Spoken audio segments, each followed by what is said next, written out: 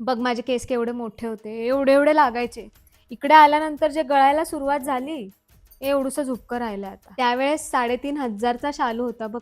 आणि zero makeup हा. फक्त 30-35 गजरे लावलेत मी.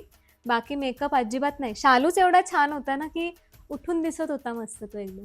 तू लहान होती ना, कॅसेट लावली की नेहमी विचारायची, "मी कुठे होती पप्पांसोबत इथे? मला का नाही बसवलं घोड्यावरती?"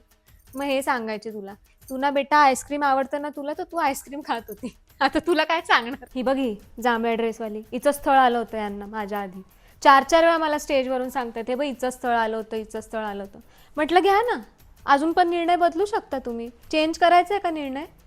तर हसायला लागले, म्हणे काय पण बोलते. म्हटलं कॅसेट बघताना कळेल कोण काय पण बोलतं. एवढं भांडण केलं होतं आत्याने, मला आमरस नाही मिळाला, मला आमरस नाही मिळाला. बघ किती वाट्या आहेत मोज बरं ताटात आमरसाच्या. 4 वाट्या आहेत. मी काहीच बोलत नाहीये. पोरं बघतायत, पोरं बोलताय, विचारतायत म्हणून सांगते. बघ मामा आधीपासून असाच आहे, एकदम हौशी. लग्नाच्या कॅसेटचा पण आधी VCR होता.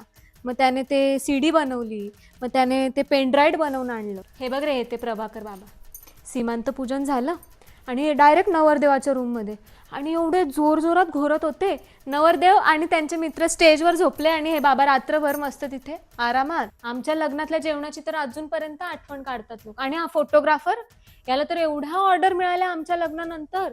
त्याचे 5 स्टुडिओ आहेत आता का हो? आणि 7-8 लोक हाताखाली ठेवलेत त्याने कामाला. अहो येऊन जातो मला त्या मावशीला बघून रडायला. सगळं केलं हा तिने शेवटपर्यंत. तिची बघ तब्येत बरी नव्हती तरी शेवटपर्यंत सगळं करत होती ती. खूप चांगली होती माझी मावशी खरंच. ही आमची आजी.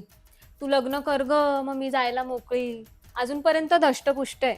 बघ कोणाच्याच लग्नात नाचली नाही, पण माझ्या लग्नात खूप नाचली. खूप मज्जा केली तिने. आता तुमच्या लग्नांचं विचारते ती मला.